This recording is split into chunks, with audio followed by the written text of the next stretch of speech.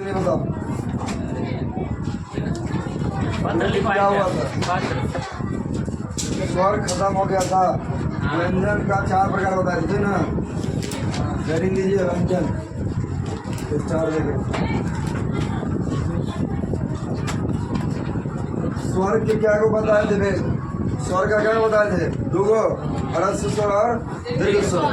ह्रस्व स्वर में कम आवाज कम क्या कर रहा है समय लगता है बोलने में। और दीर्घ स्वर में ह्रस्व स्वर की तुलना में ज्यादा समय लगता है ना था। ह्रस्व स्वर में क्या क्या था और हर्षी री और हर्षु ये जो था ना ए ओ ठीक है। और दीर्घ स्वर में क्या था आ दीर्घी दुर्गु औ औम ये तो था ना। चलो इसी प्रकार व्यंजन को देखेंगे। व्यंजन क्या प्रकार का मुख्य रूप से 4 प्रकार पढ़ेंगे। होता है 5 ठीक है। 4 को भेद पढ़ेंगे व्यंजन का।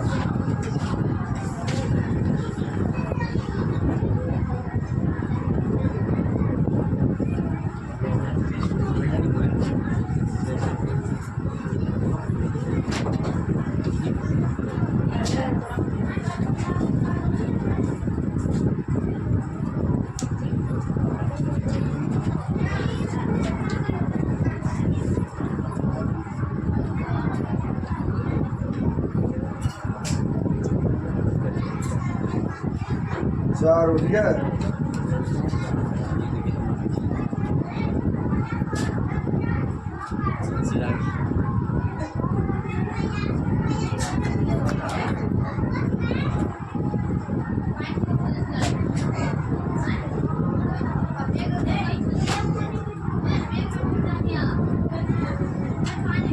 चार को कौन कौन सा था फिर बताओ तो। एक था स्पर्श व्यंजन। क्या था स्पर्श व्यंजन। दूसरा था अंतःस्थ व्यंजन।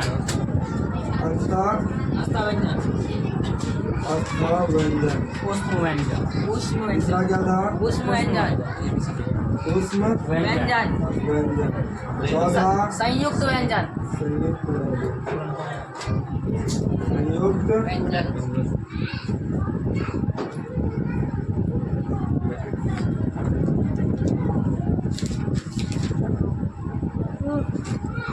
स्पर्श व्यंजन में हम पढ़े थे कि क वर्ग। क्या पढ़े थे क वर्ग च वर्ग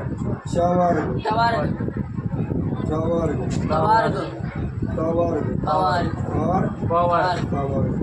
कितना है 25। कितना है इसमें 5 सब में 5 5 तो 5 इंटू 5 5 इंटू 5 इंटू 25 कितना होगा 25। क वर्ग में 5 होता है ना। ये बात मालूम है। हाँ इस सबको नहीं मालूम। इस सबको नहीं मालूम है। क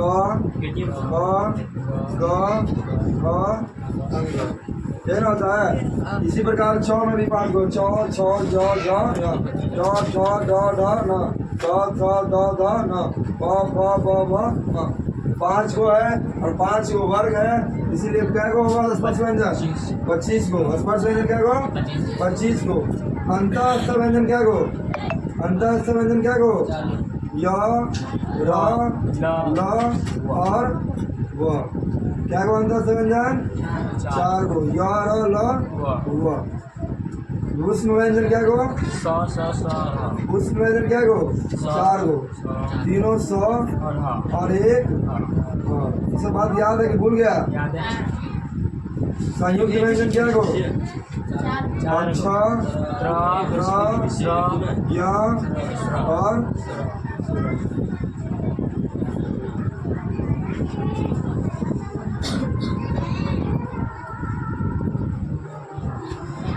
सुनो ये अंतःस्थ व्यंजन क्या को 4 को। ऊष्म व्यंजन क्या को 4। संयुक्त व्यंजन क्या को 4 को। टोटल मिला कितने हुआ 12 25 क्या को होगा 12 25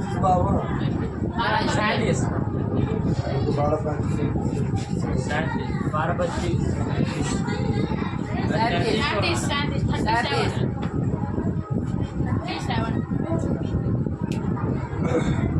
एक और लिखेंगे इसमें अयोग्य वाक्य। क्या लिखेंगे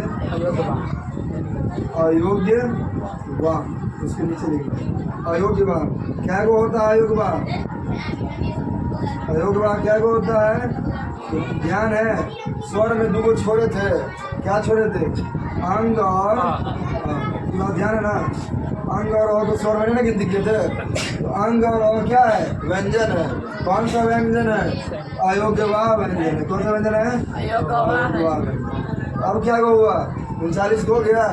क्या हो गया? 39। और 11 को स्वर था ना, स्वर क्या होता? अ से लेकर औ तक है ना। ये ऑब्जेक्टिव में पूछता है, ध्यान रखना इसको। छाप लिया। अयोग्यवाह कौन कौन सा आगा? अंग और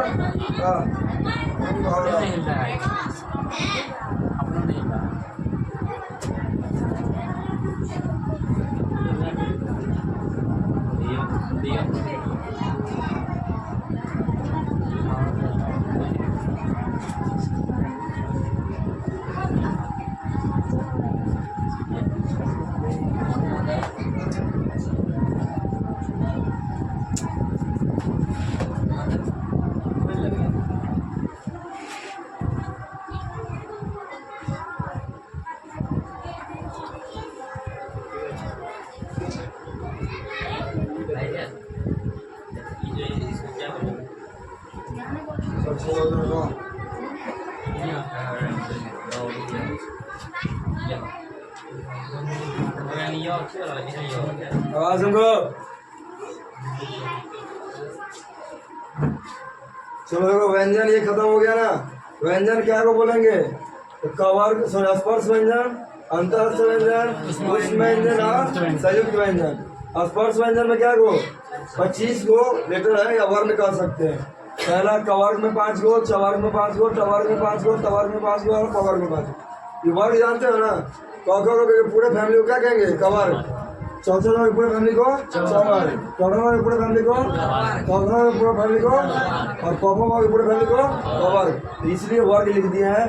5 × 5 = 25, मतलब 25 हुआ। ये हमारा अंतःस्थ व्यंजन क्या को है? 4 गो, य र ल व। अंतःस्थ व्यंजन से कंठ से सिर्फ आवाज निकले, ठीक है। उष्म व्यंजन जिसमें घर्षण लगे, जिसे हल्का गर्माहट का आवाज आए, स और ह, तीनों स और एक ह क्या आएगा? उष्म व्यंजन। संयुक्त व्यंजन जो दूसरे वर्णों की सहायता से भी मिले, जैसे है त्र, त प्लस र बराबर त्र। ये संयुक्त है, मतलब दूसरे के मेल से बन रहा है। छ प्लस छ बराबर ये दूसरे वर्णों की मेल से बन रहा है। स प्लस र बराबर ये मेल से बन रहा है, इसलिए क्या बोलते हैं इसको? संयुक्त। इसमें थोड़ा घर्षण आता है, इसलिए उष्म व्यंजन। इसको हम कंठ के सीधे आवाज निकलता है कंठ के द्वारा, अंतःस्थ व्यंजन। ये स्पर्श व्यंजन है। क ख तालु और कंठ दोनों शब्द है इसमें। क ख कहाँ पड़ेगा? चौथे जगह पड़ेगा, टोटो पड़ेगा। बोल के देखेगा तालु ऊपर वाला, ठीक है, और कंठ दोनों का घर्षण होगा, इसलिए स्पर्श करता है। इसलिए क्या नाम है इसका? स्पर्श व्यंजन।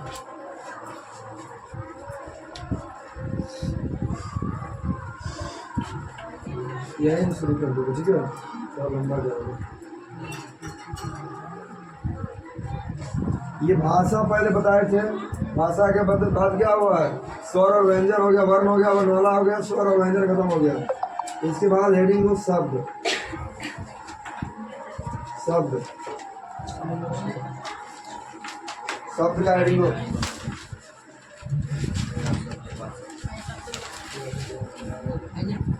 हो गया।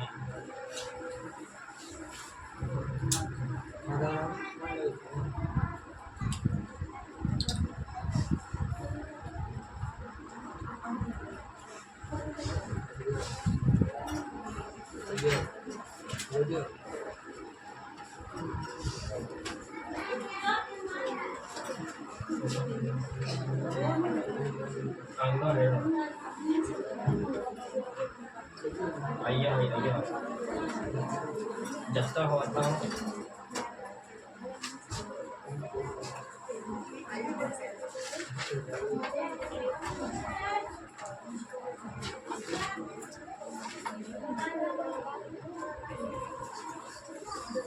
शब्द की परिभाषा कितने लोगों को याद है? याद रहा तो शब्द का परिभाषा कितने लोगों को याद है? इंग्लिश में बताए थे कि लेटर टू लेटर मिलकर क्या बनता है? वर्ड। वर्ड से वर्ड मिलकर क्या बनता है? सेंटेंस। सेंटेंस से सेंटेंस मिलकर क्या बनता है? पैराग्राफ। जैसे बताया थे ना, वैसे ही वर्ण से वर्ण, जैसे वर्ण से लेटर टू लेटर बोलते थे ना, जल्दी करो, लेटर टू लेटर बोले थे, वैसे वर्ण से वर्ण मिलकर के क्या बनेगा? शब्द मिलेगा, शब्द बनेगा। लेकिन उसका सही ढंग निकलना चाहिए, सार्थक अर्थ निकलना चाहिए। देखो शब्द किसे कहते हैं?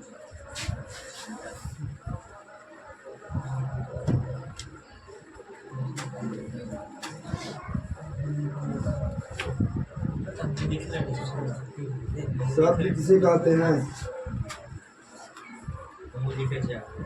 आंसर में क्या लिखेंगे? वर्णों या ध्वनियों, वर्णों या ध्वनियों के सार्थक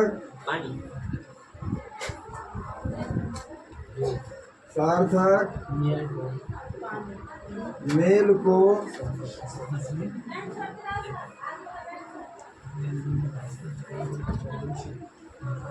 शब्द कहते हैं।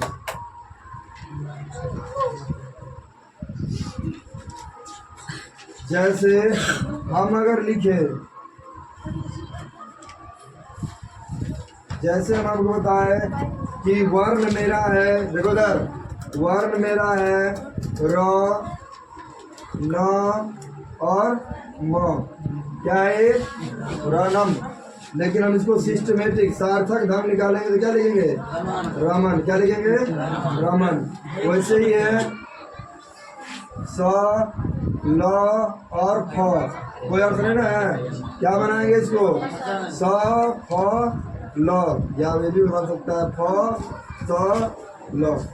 तो सार्थक वर्ण मिलाने के लिए तो ये भी मिला देंगे, ये भी शब्द बन गया, शब्द बन गया ना। लेकिन सार्थक शब्द बनना चाहिए जिसका अर्थ निकले, वो क्या आएगा?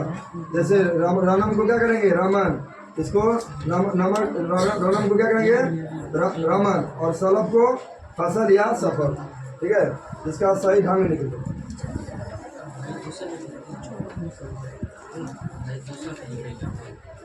पानी है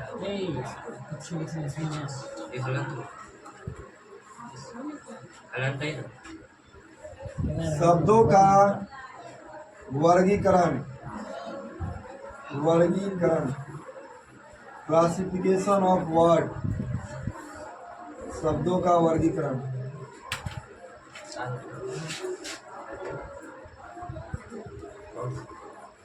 उत्पत्ति की दृष्टि से, उनकी अक्षर रूपांतर की दृष्टि से।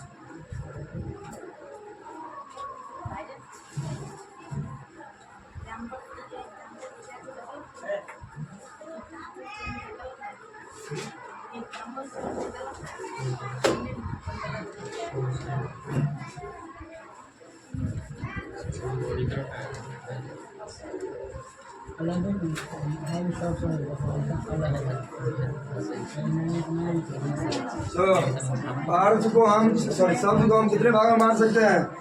शब्द को 4 भागों में। कितने भागों में? शब्द को हम बांटेंगे 4 भागों में। देखो कैसे बांटेंगे।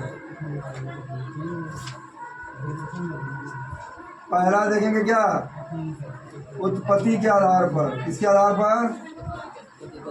उत्पत्ति के आधार पर। दूसरा बनावट या रचना या बनावट, रचना या बनावट के आधार पर। तीसरा रूपांतरण के रूपांतरण के आधार पर डोंट मर्मर। और चौथा अर्थ के आधार पर। चौथा अर्थ के आधार पर। लोग आवाज आ रहा था, चलो मुझे बोलो तुम बात कर।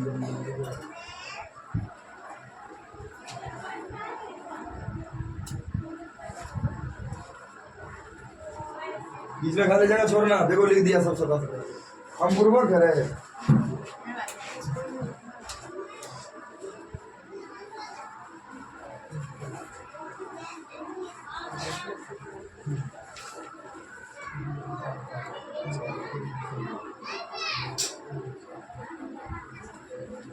छापा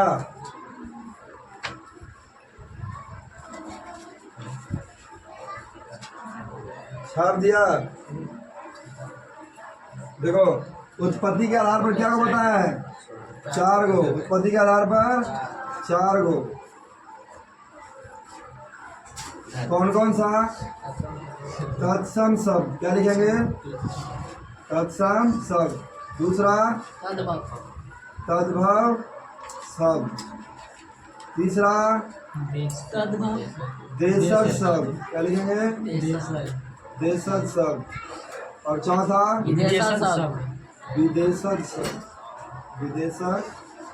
शब्द। 4 प्रकार का ये हो गया। रचना के आधार पर क्या गो? 3 गो। रचना के आधार पर 3 गो। कौन कौन सा?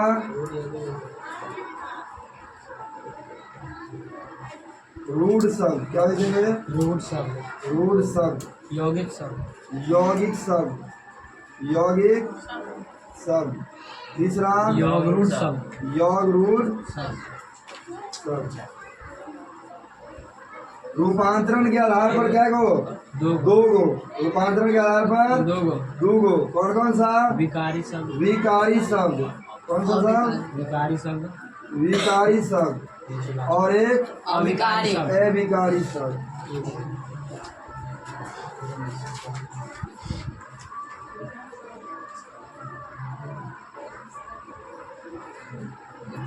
अर्थ के आधार पर 2 गो। अर्थ के आधार पर क्या गो? 2। एक होगा सार्थक। सार्थक शब्द। दूसरा निरर्थक शब्द। निरर्थक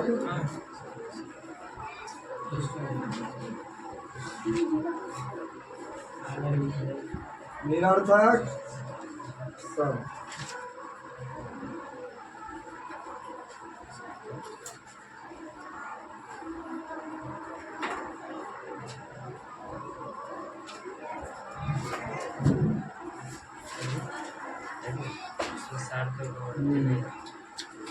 कोई दिक्कत नहीं, लिखते चलो।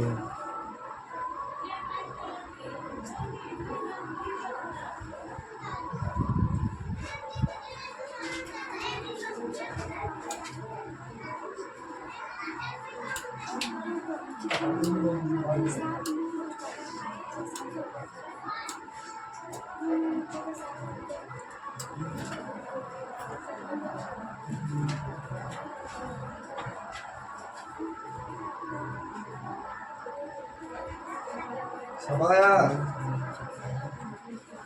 कौन मशीन से भरे? कौन मशीन है?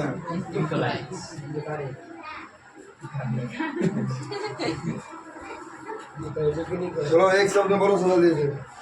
व्यंजन पढ़ा दिए थे ना। व्यंजन का परिभाषा कितने आदमी को याद है? व्यंजन का परिभाषा बस 3 आदमी है। बोला से